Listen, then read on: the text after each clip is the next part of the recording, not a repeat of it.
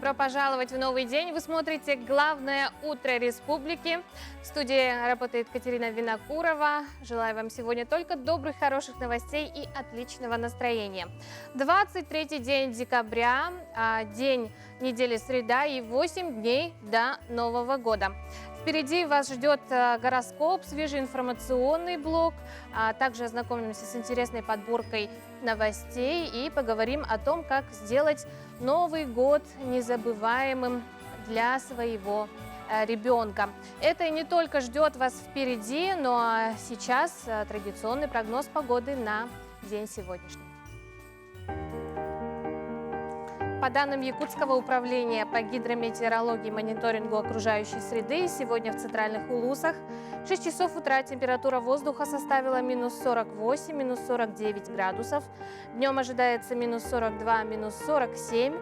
В Заречье минус 44, 52 утром, днем минус 44, минус 49. В южных Улусах минус 30, минус 34 утром, днем ожидается до минус 29, минус 33. В Вилюйских минус 42, минус 47 утром, днем минус 43, минус 45 градусов. В Нижнеленских минус 48, минус 49 утром, днем минус 48, минус 49. В Западных минус 39, минус 34 утром, днем минус 34, минус 37. В Колыме-Дигирских минус 31, минус 41 утром, днем минус 30, минус 45 градусов. В Янских Улусах минус 41, минус 46 утром, днем минус 40, минус 49. В Северо-Западных минус 31, минус 46 утром, днем минус 32, минус 45.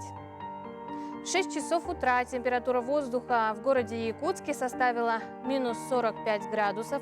Атмосферное давление 758 миллиметров ртутного столба, ветер 0 метров в секунду. Днем в городе Якутске ожидается минус 43, минус 45. Актированный день сегодня объявлен для учащихся с 1 по 5 классы. Ну а далее я хочу передать слово своим коллегам из информационной службы. Хочу напомнить вам про наш WhatsApp номер 8 914 279 2262. Пока смотрим новости и по желанию пишем сообщения.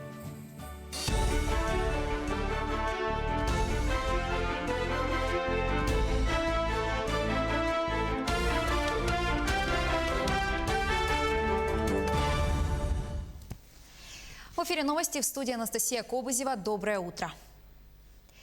Министерство труда изменило методику расчета федерального минимального размера оплаты труда с нового года. Законопроект о новом МРОТ принят Госдумой пока только во втором чтении, но законодатели обещают, что закон успеют подписать до 1 января. Поэтому работодателям до конца года нужно пересмотреть штатное расписание и трудовые договоры. Нужно проверить, чтобы во всех документах заработная плата не была ниже нового МРОТ. С нового года это 12 792 рубля. В Счетной палате оценили рост зарплат бюджетников. В 2012-2019 годах средняя заработная плата в экономике выросла в 1,8 раза. Результаты проверки также показали, что разные системы расчета оплаты труда в регионах привели к необоснованной дифференциации зарплат. В ряде регионов в прошлом году не достигнуты нужные показатели. Так, наибольшие проблемы зафиксированы в сегменте «младший медицинский персонал». Показатели майских указов президента не достигли 48 субъектов из 85. По результатам проверки ведомство рекомендовало Минтруду установить требования к отраслевым системам оплаты труда бюджетников и закрепить обязательные требования к организации нормирования труда в государственных и муниципальных учреждениях. В России предложили возвращать малоимущим и пенсионерам налог на добавленную стоимость на продукты. Авторы инициативы уточняют, что должен быть установлен ежемесячный лимит подлежащий возврату НДС, чтобы избежать злоупотреблений. Речь идет о 10-20%, что позволило бы наиболее уязвимым категориям общества снизить свои расходы. Ранее глава комиссии Общественной палаты по развитию агропромышленного комплекса выступила с инициативой введения продуктовых карточек для малоимущих. Также она предложила рассмотреть выделение социального питания или товаров первой необходимости. В Совете Федерации, к слову, такое предложение не поддержали. Вызвать экстренные службы можно будет одним звонком на единый номер 112. Соответствующий законопроект Госдума приняла в окончательном чтении сегодня. Система 112 уже работает в 56 регионах России. Теперь ее распространят на всю территорию страны и установят единые правила вызова оперативных служб. Всего система объединяет 6 ведомств: пожарную охрану, службу реагирования в ЧС, полицию, скорую помощь, аварийную службу газовой сети и службу антитеррор. Также в задачи сотрудников системы входит оказание психологической и информационно-справочной поддержки обратившихся за помощью граждан. Квесты, фотозоны, творческие пространства и многое другое. Все это мультимедийный парк «Россия. Моя история» в дни новогодних каникул подготовил для жителей и гостей столицы. В парке приготовили 2 фотозоны – новогодняя избушка и старая квартира. А на днях открылось игровое творческое пространство «Город ненужных игрушек». Дети под руководством опытных мастеров смогут из старых игрушек создать новые интересные вещи. Во время каникул музей «Россия. Моя история» и другие музеи города приглашают принять участие в семейном квесте, который пройдет на площадках всех музеев столицы. Парк «Россия. Моя история» будет работать до 30 декабря включительно, а в следующем году откроется 5 января. Записаться на мероприятие можно на официальной странице в сети Instagram или на сайте музея. Интересный мультимедийный проект для младшего поколения. Это сказки, мультимедийная сказка по мотивам якутских народных сказок. Ну и квесты и другие мероприятия. 5-6 пройдут также спектакли для малышей. Это будут не какие-то спектакли с актерами, это будут такие настольные громкие читки, скажем так, да, когда сказка разыгрывается на столе, и участниками ее становятся все дети присутствующие, потому что они что-то делают. На этом все. Оставайтесь с нами, берегите себя, носите маски и перчатки. До встречи.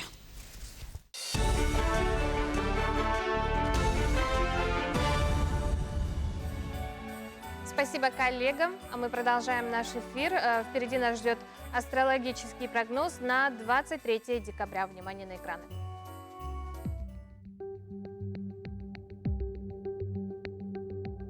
Овнам сегодня должно быть легко принимать решения, даже те, которые обычно вас беспокоят. Ваши эмоции находятся на противоположных полюсах, что может вам немного упростить ситуацию.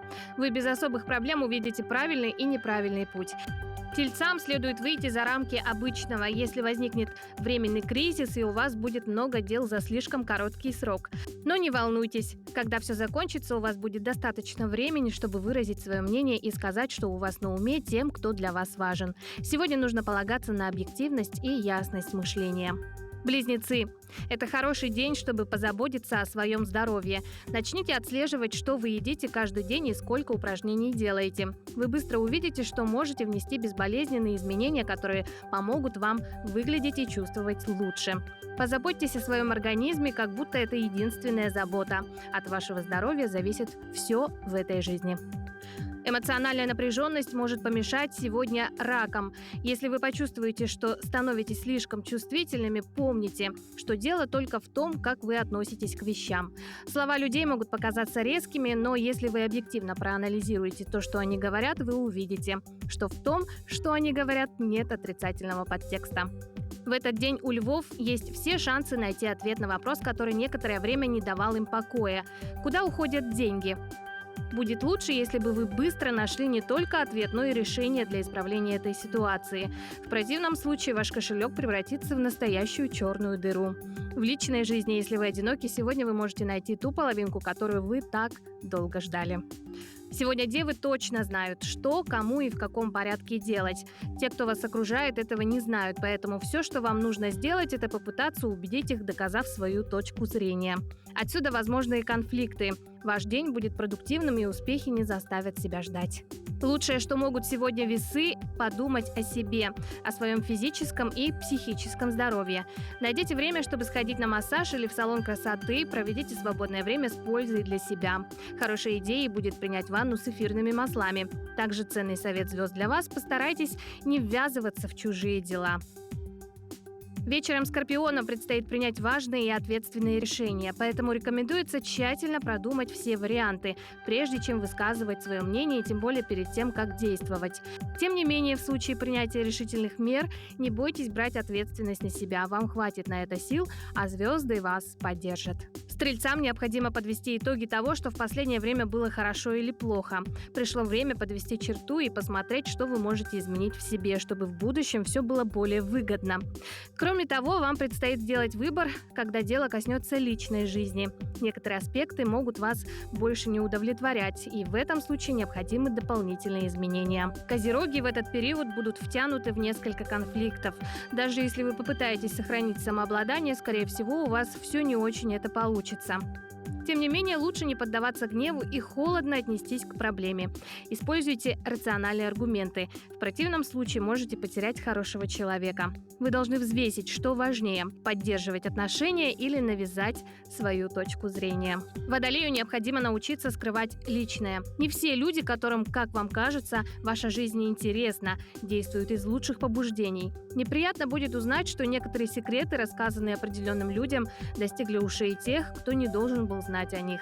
Вам нужно стать более скрытными и доверять только тем, кто действительно вас ценит. В профессиональном плане рыбы насладятся признанием руководства, а в личной жизни у вас может появиться особенный человек, который полюбит вас. Вы известны своей стремительностью и объективностью, когда вам нужно решить проблему. Это свойство поможет вам выделиться среди окружающих и занять некоторые лидирующие позиции. Доброе утро, мы продолжаем наш эфир.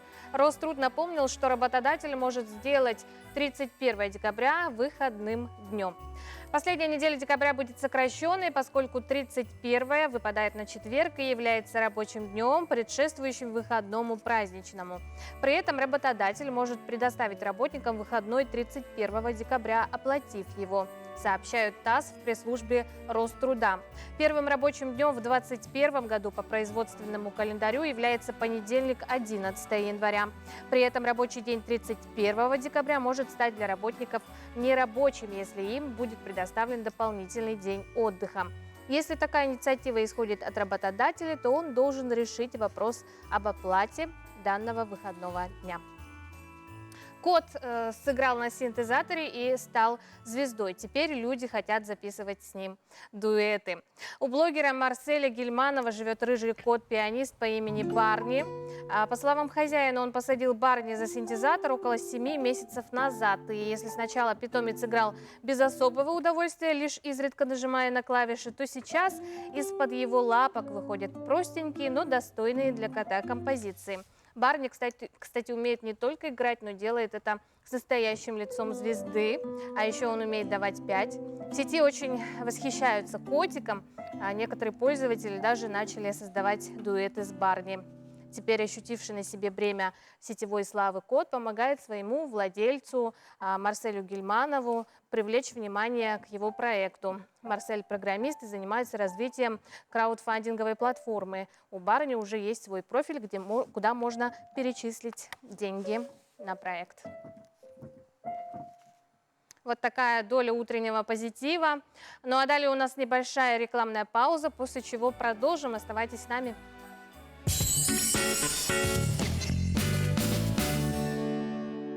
Открылся новый магазин «Диваны Матрица». Современные диваны по доступным ценам. Впервые в Якутске стильные роскошные шубки из натурального меха от крымской меховой фабрики Дуэт Фур. Новая коллекция. Все изделия из канадского сырья. Модницы Якутска, нам есть что вам предложить. Торговые ряды Кружала, улица Амосова, дом 1.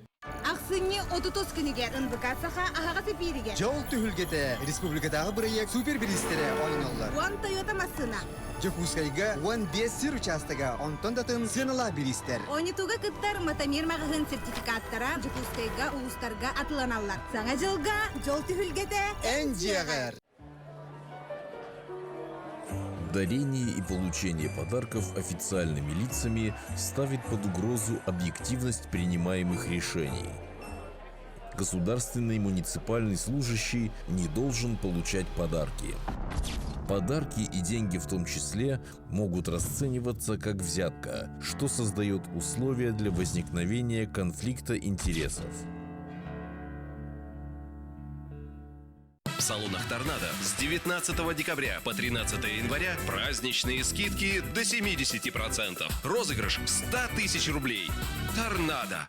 Алыптақ саңа жыл үйнер кейхетігер, қас бірге кейі кәрәні жіктіні кәдәр. Тәтім мағахын кәлін ер саңа жылынан ағардалан тұран, барадығар беуғын бұрығын адылы чәпчәтіні білдір.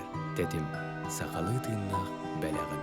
Сақабыт сайдам жонын уру ювелирне компания саңа жылынан ағардалыр.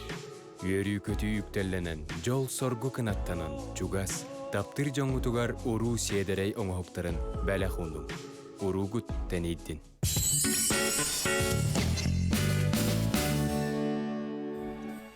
Доброе утро. Мы продолжаем. Что нужно успеть сделать до Нового года?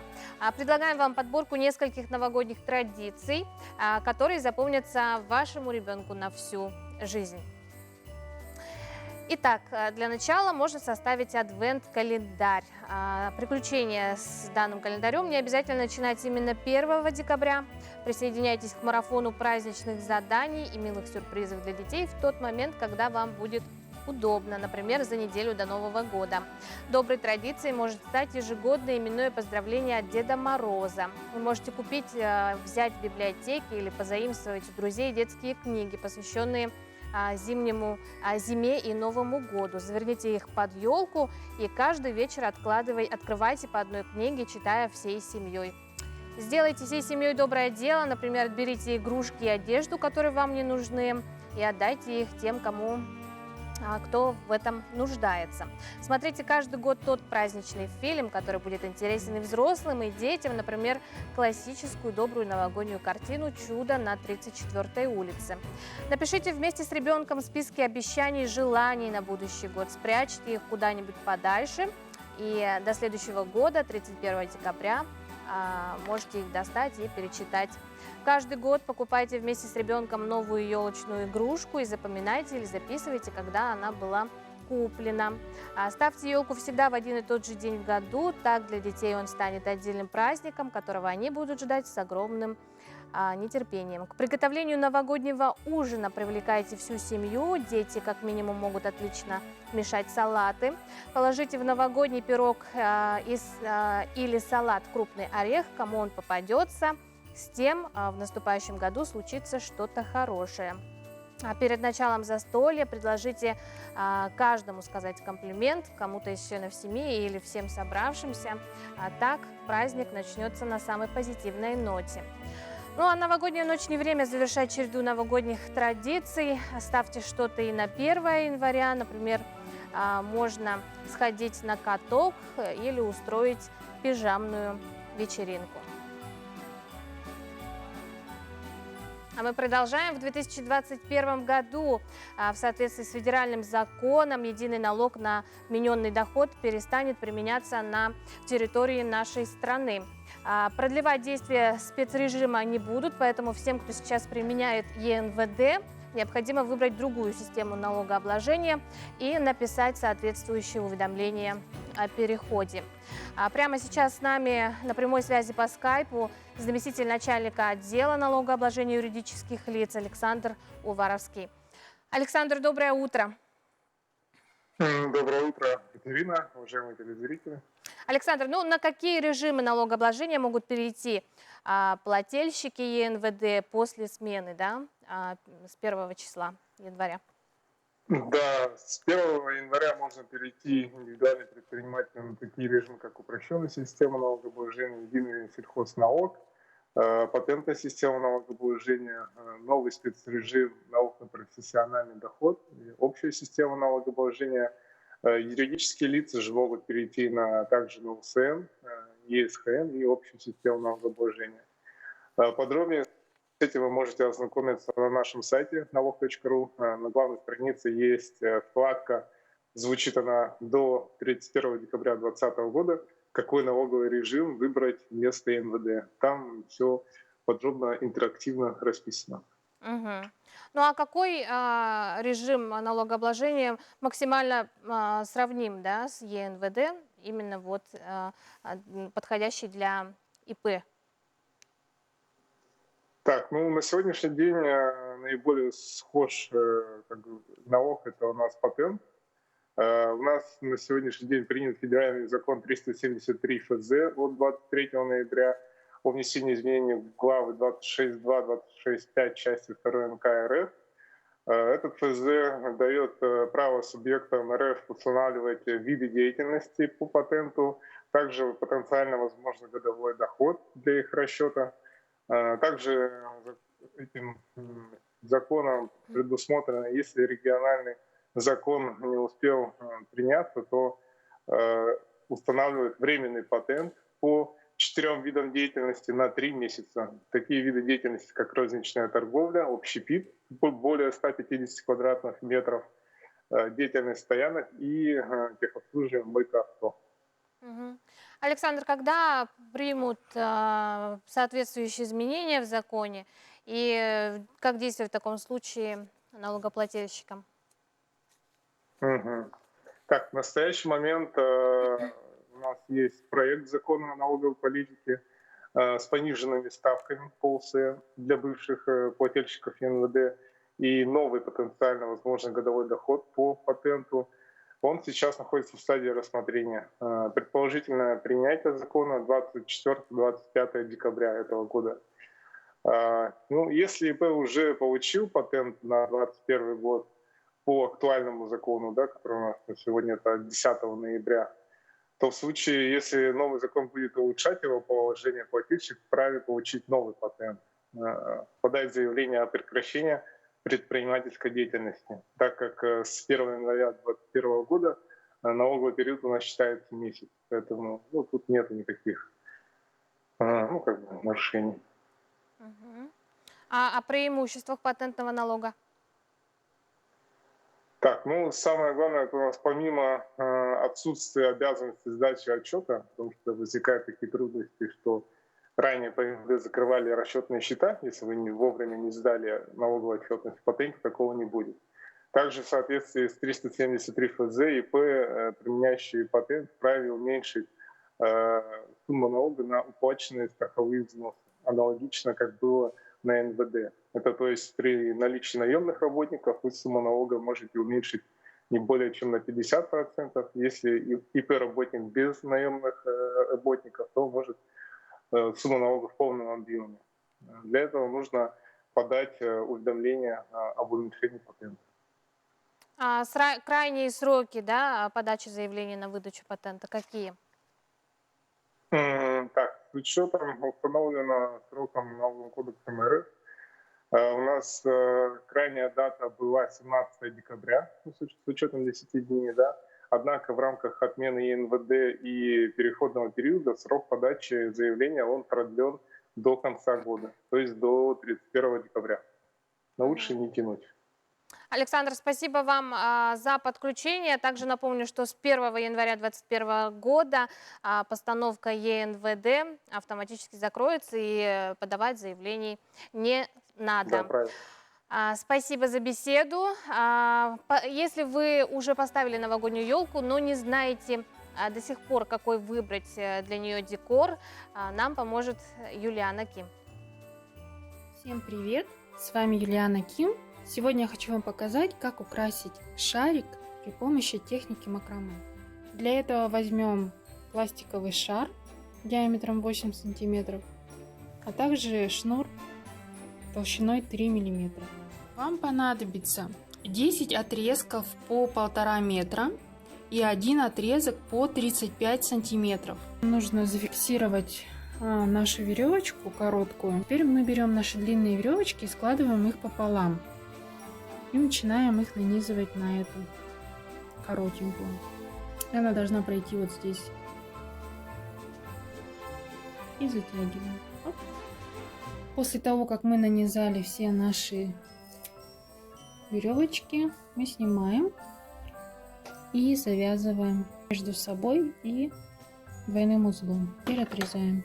Теперь то, что мы сделали, надеваем сверху и начинаем плести. Берем 2 веревки. Сначала у нас направляющая будет правая. Делаем репсовый узел и затягиваем. Теперь меняем. Направляющая у нас уже будет левая. И так мы делаем до конца.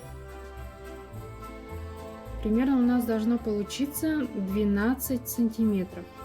После того, как мы связали 10 наших жгутиков, мы объединяем их. И нам нужно будет сейчас сделать кисточку. Отрезали веревку длиной 50 сантиметров. Так, прикладываем кончик. Делаем вот такую петельку. И туго держа начинаем обматывать. Примерно где-то 1 сантиметр у нас должен получиться. Мы должны прийти вот снизу к этой петельке. Кончик пропускаем через нее, затягиваем и теперь тянем за вот этот конец, который остался у нас сверху. Так тоже тянем, и узелочек у нас ушел внутрь. Сейчас можно смело отрезать. Таким же образом вы можете украсить любой свой шарик, обновить, да, его. Всем желаю приятного творчества. Мы продолжаем наш эфир. Как вы думаете, чего хотят воспитанники больше всего, а особенно под Новый год? Конечно же, главным подарком для них стала бы семья. Каждый из них мечтает встретить любимый праздник за семейным новогодним столом, чтобы под елкой на утро их ждали подарки, ну а они в ответ дарили радость, добро своей семье. В силу ряда причин 4-летний Кирилл и 2 его сестренки Вика и Алиса остались совсем одни. Мы надеемся, что в новом году они обретут свою семью.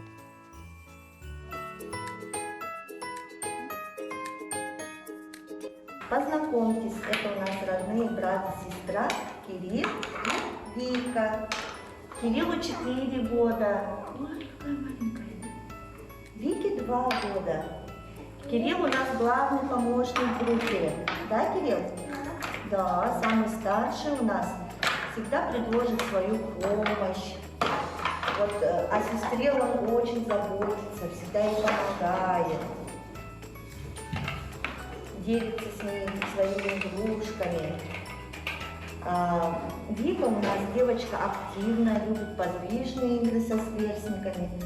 Но в то же время она может уединиться с красочной книжкой, подолгу сидеть, рассматривать ее. Также вот настольные игры она очень любит. Вика – добрая, ласковая и смышленая девочка. Она с радостью занимается, открывая и познавая что-то новое для себя. Собака. А где кошка? Кошку мне покажи. Кошку покажи. Покажи кошку. Вот кошка, да мяу, говорит кошка. Мяу. А дай мне петушка. Вика, дай мне петушка. Где петушок? Ой, вот петушок.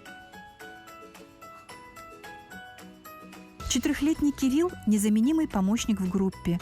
Он старательно моет посуду, тщательно перемывая чашки и с удовольствием помогая в этом воспитателям.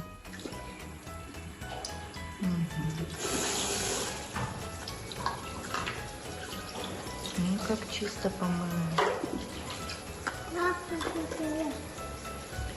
Тряпка нужна, да?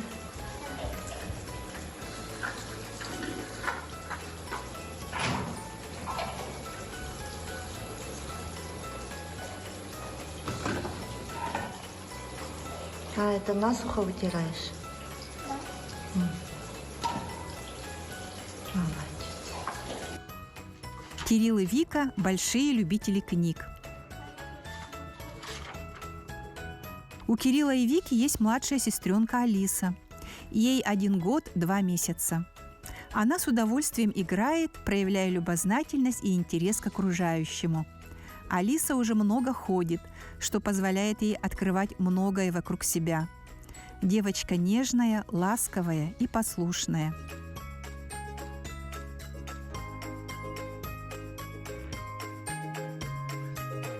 Кирилл, Вика и Алиса в силу ряда причин оказались в центре. И мы очень надеемся, что в новом году они обретут семью.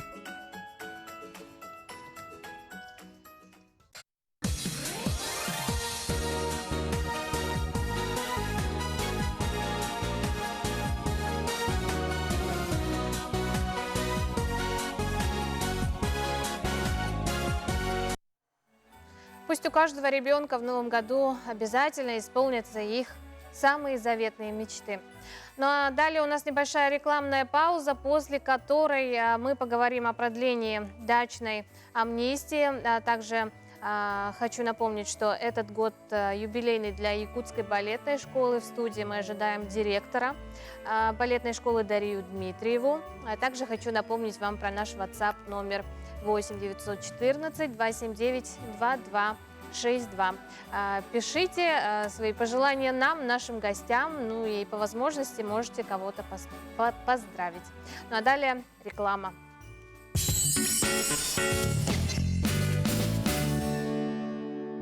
Новый год – праздник волшебства и сказки. Наши товары создадут праздничную атмосферу. Волшебство приходит вместе с Азбука. Открылся новый магазин «Диваны Матрица». Современные диваны по доступным ценам. Далбар хотун. Сахачактарын маанылах, ымылах, өрө тудар күндү ада. Далбар хотун эдерген кылсоғоттон, эрге сүттер кемче кийиттен, оғотун түйігер көтөх бүтиеттен, сенин сыллы ребеттен, үйнен сайдан тақсар. Ах, суруттар далбар хотун суруналы. 20 тысяч бонусных рублей каждому на ювелирные украшения. С 14 по 20 декабря в салонах «Золотник» уже идет новогодняя распродажа. Оплатите бонусными баллами за украшения. Ювелирные салоны «Золотник». Пора праздничных салютов. Выбирайте проверенный временем русский фейерверк в компании «Салют ЯКТ». Наши адреса: город Якутск, Покровский тракт, 4 километр, дом 2, Чернышевского 51/2, Жарницкого 56, ТВЦ «Оптимист Проф». Дарите детям радость.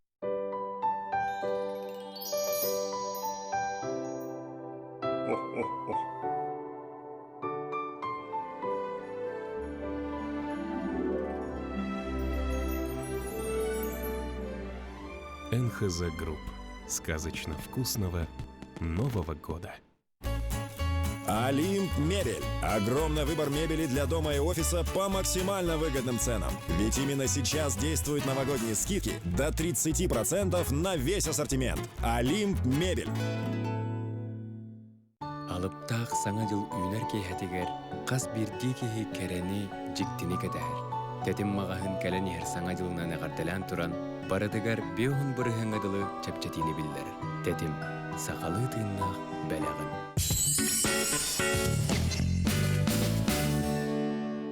Доброе утро, 23 декабря на календаре. Далее хочу передать слово своим коллегам из информационной службы.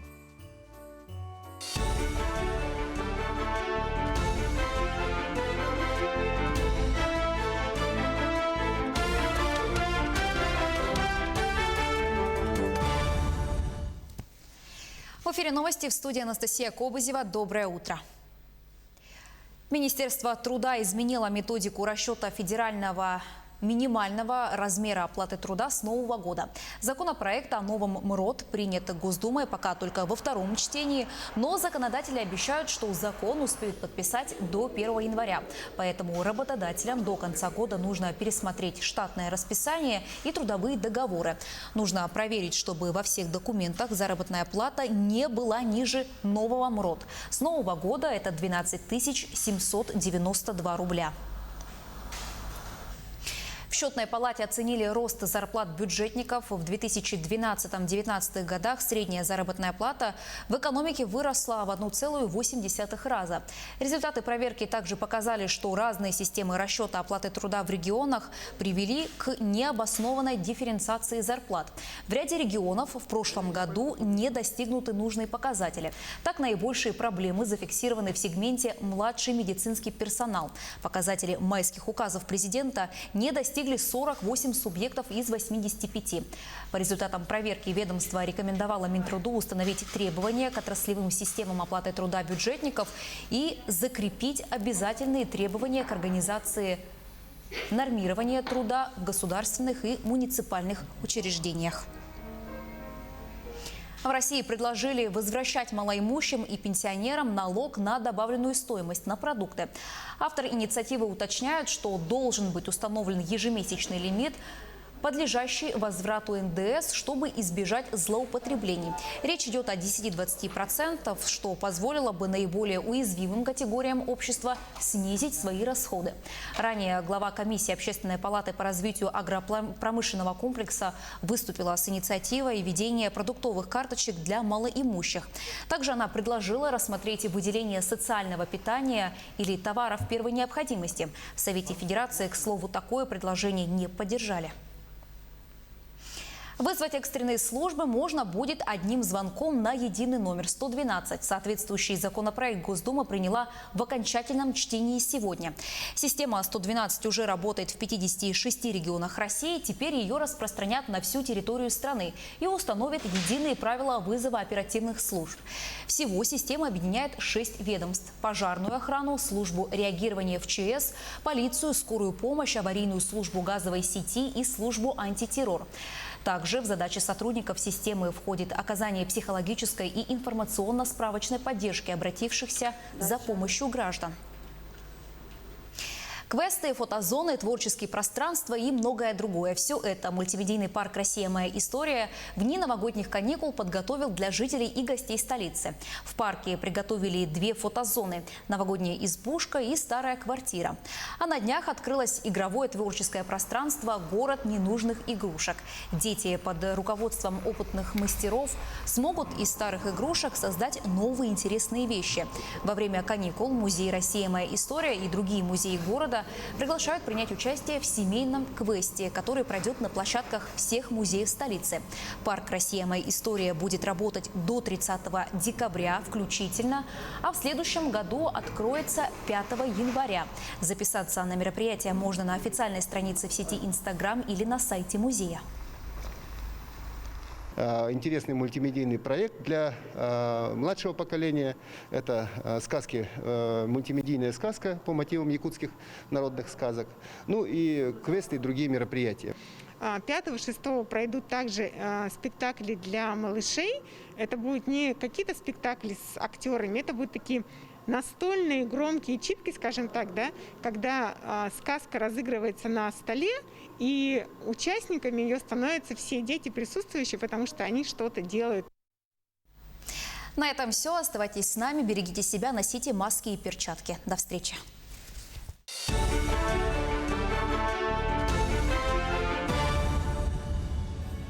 Спасибо коллегам, и мы продолжаем наш эфир. Президент России Владимир Путин подписал закон о продлении дачной амнистии.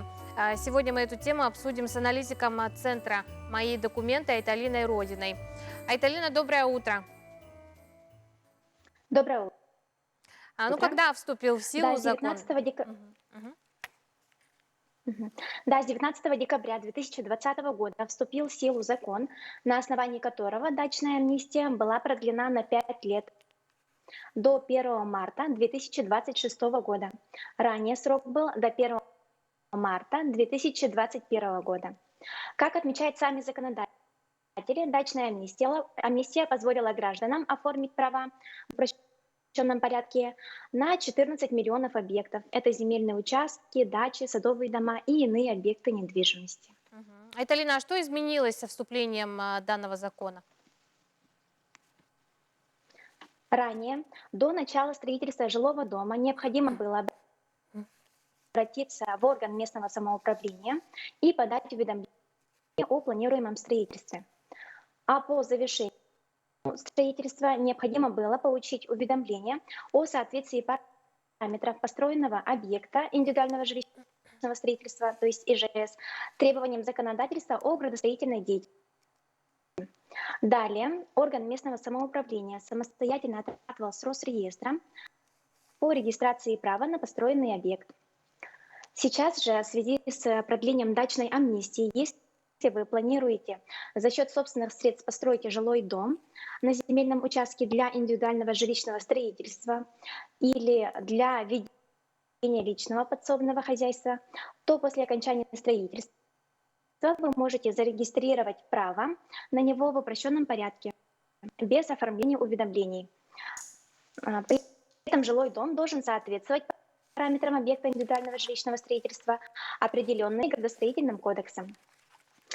Также граждане, несмотря на упрощенный порядок регистрации права, имеют право подать уведомление о планируемом строительстве и уведомление об окончании строительства.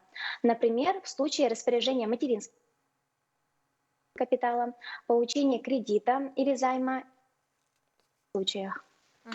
Айталина, а для регистрации объектов в упрощенном порядке какие необходимо предоставить документы?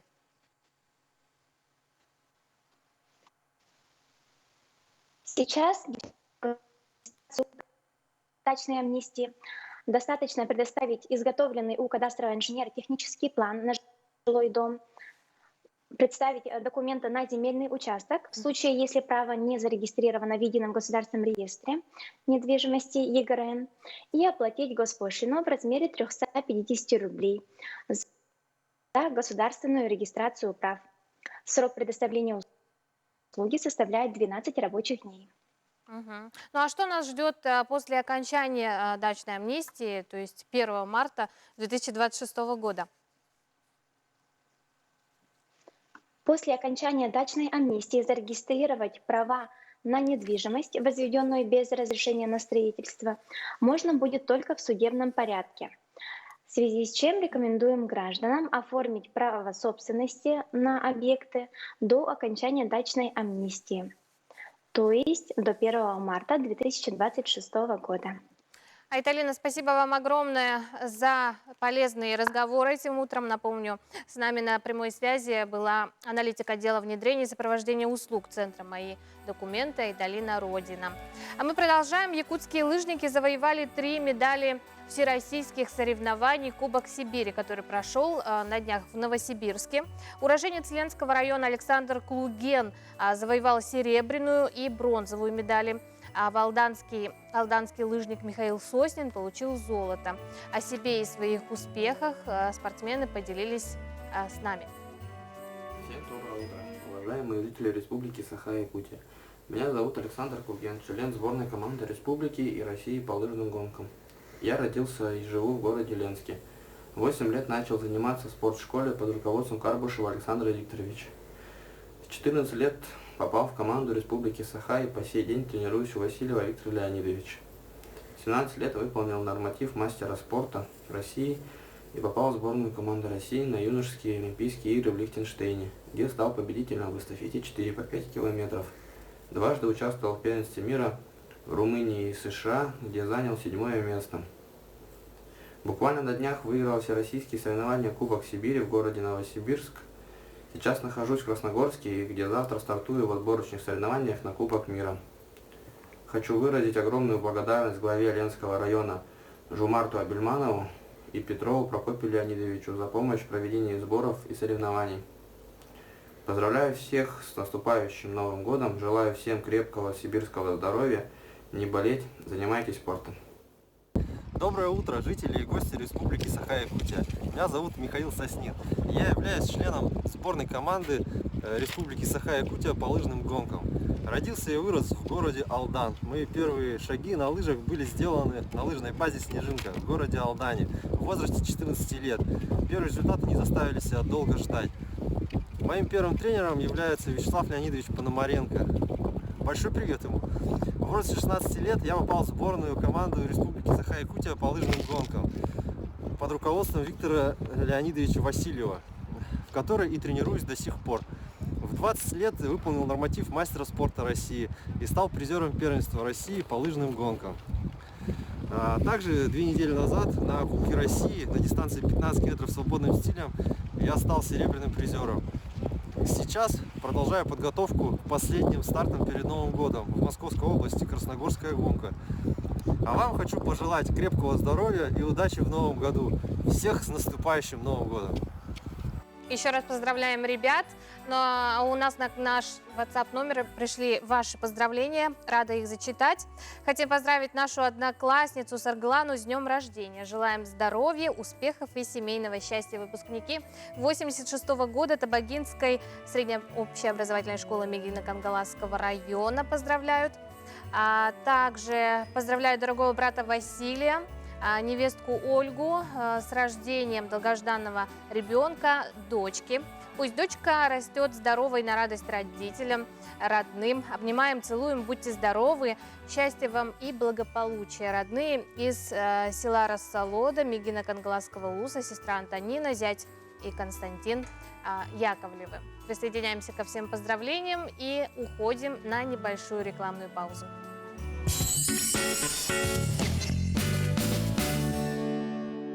Алроса, помимо налогов и дивидендов, ежегодно выделяет более 10 миллиардов рублей в социальную сферу Якутии.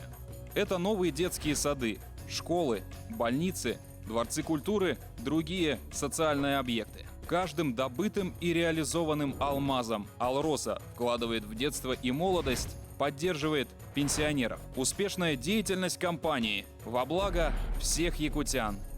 Алроса – якутская компания.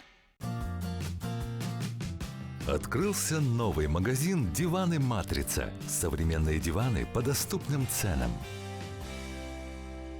Военный комиссариат Республики Саха-Якутия призывает на военную службу. С 1 октября по 31 декабря 2020 года проходит осенний призыв на военную службу в Вооруженные силы Российской Федерации молодых людей в возрасте от 18 до 27 лет.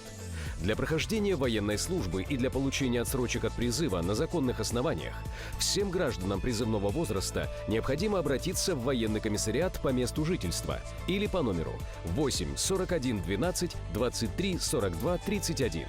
Сделай правильный шаг к новой жизни. Служи России. Военный комиссариат Якутии напоминает, что уклонение от службы карается по закону.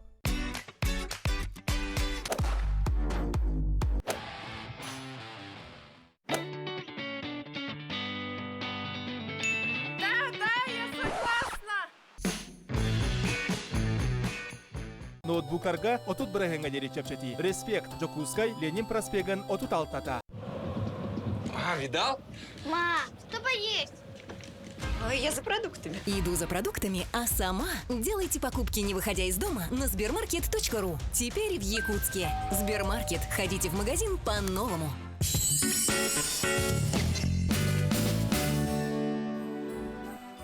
Доброе утро! Мы продолжаем наш эфир 30 мая 1995 года. Историческая дата. По указу президента Республики Михаила Ефимовича Николаева открылось новое образовательное учреждение – Республиканское хореографическое училище. Именно это событие положило начало Якутской балетной школы. В этом году школа отмечает свое 25-летие. В связи с этой датой сегодня в нашей студии директор Якутской балетной школы, заслуженная артистка республики Дарья Дмитриева. Дарья Ивановна, доброе утро. Здравствуйте. Ну, поздравляем вас, конечно, в первую очередь. Немного так коротко об истории школы, какие у нее сложились за это время традиции. В этом году у нас юбилейный год, а дата открытия – это 30 мая 1995 года. Под указом президента 25 лет, но до этого, с 1992 года, как отделение, хореографическое отделение при музыкальном училище работала. Это все, конечно, благодаря Наталье Семеновне Посельской, первому директору, художественному руководителю. Вот. И за эти годы традиционно у нас 24 декабря, в день рождения Аксении Васильевны Посельской, проходит конкурс постановщиков. Традиционно каждый день, хоть это даже воскресенье или суббота, все равно именно 24 декабря мы проводим конкурс постановщиков среди обучающихся. Он всегда был внутриколледжным, а в прошлом году он стал республиканским. Принимали участие учащиеся ДМШ, ДШИ. Вот. А в этом году изъявили желание еще города, Краснодарский хореографический колледж. Так что в этом году он в статусе открытого республиканского конкурса. Ну и надеемся, что будет и всероссийским, и международным. Здорово. А на сегодня сколько учащихся обучается в балетной школе? Сколько выпускников? Мы знаем, что среди них уже заслуженные артисты балета. Да. 100 обучающихся из 14 улусов учатся. Мы целый год ищем талантливых детей в течение всего года. Если даже найдем где-то в середине года, мы можем позвать, пригласить на обучение, потому что искать очень сложно в разных улусах. У нас еще периодически учатся дети из Японии. Девочка одна сейчас на первом курсе училась, в марте уехала из-за пандемии, но сейчас в январе приезжает продолжать обучение. Ну а в этом году в связи со сложившейся и всем известной ситуацией, да, как проходил отбор в школу? Отбор проходил дистанционно. Так. Дистанционно проходил отбор, это было очень сложно. Просматривали всех детишек, все фотографии, видео, а потом все-таки нам удалось индивидуально, соблюдая все меры, пригласить и очно посмотреть, потому что действительно невозможно балет дистанционно и учить, и просматривать. Ну, конечно, это необходимость, да? Ага. А программа вообще на данный юбилейный год какая? Что планируете? Какие-то большие премьеры? У нас, можно сказать, уже подведение итогов юбилейного года, который завтра у нас пройдет в колледже, в день рождения Аксиньи Васильевны.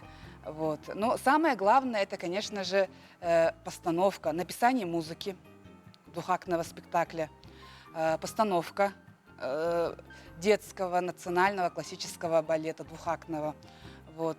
Екатерина Тайшина поставила. И шили костюмы. Мы готовы, порепетировали, готовы открытие, разрешение, чтобы показать нашему зрителю спектакль «Сказочная долина». Дарья Ивановна, знаем, что школа стала победителем всероссийского конкурса, да, называется он «Лучший колледж Российской Федерации». Проводился он в Санкт-Петербурге. Об этом немного. Это сначала наш колледж отобрали в Министерстве образования и науки республики. Нас рекомендовали, а потом уже по эффективности деятельности в Санкт-Петербурге выбрали нас. В этом году как-то так, как подведение итогов, все-таки 25 лет, у нас есть лучший студент года Алисия Пак, студент года национальная премия российская, и педагог года Дмитрий Дмитриев, наш тоже педагог, общественным фондом российским искусство танца тоже его наградили, объявили педагогом года. Поэтому как-то так, это можно сказать, такое маленькое, но подведение итогов. Ну а впереди какие планы? Впереди планов много, целей много, и мечтаем тоже оборудовать учебный театр. Мечтаем. У нас есть хорошая сцена, но хотим, чтобы все-таки это было как с кулисами, с занавесом, со светом. Об этом мечтаем. Может быть, в будущем непрерывное образование, это значит и начальное звено, и высшее образование. Много планов. Интересно, да, все-таки нас смотрят многие желающие поступить в вашу школу, да? Какие как это можно сделать, да? У нас на сайте написано, размещена информация, куда можно отправлять, на кого можно выйти. Даже написать нам можно, допустим, на электронный адрес. Мы готовы в любой день просматривать физические данные, параметры. Иногда бывает по году не подходит. Ну, уже выросла уже, да? А мы же маленьких берем. Со скольки? Ну, в подготовительное отделение мы берем с 1 класса. Это подготовительные. А так в колледж 5 класс. Дарья Ивановна, спасибо вам огромное за участие в нашей программе. Еще раз поздравляем вас с юбилейной датой ваших коллег и учеников. Ну а я хочу напомнить, что в эту пятницу будет большая передача про 25-летие Якутской балетной школы, которую готовят мои коллеги Мария Павлова и Айталина Тарабукина. На этом я с вами прощаюсь. Увидимся завтра. Отличного дня.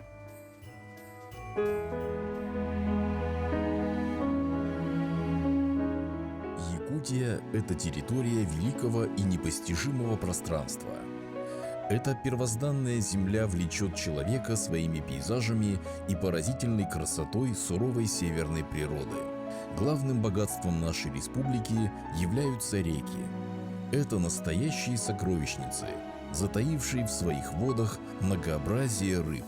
Федеральный закон о любительском рыболовстве и внесении изменений в отдельные законодательные акты Российской Федерации вступил в силу с 1 января 2020 года. Новая трактовка закона регулирует организацию любительского и спортивного рыболовства.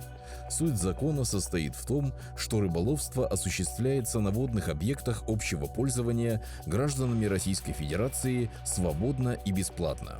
На территории Республики Саха-Якутия суточная норма вылова регламентируется правилами рыболовства для Восточно-Сибирского рыбохозяйственного бассейна.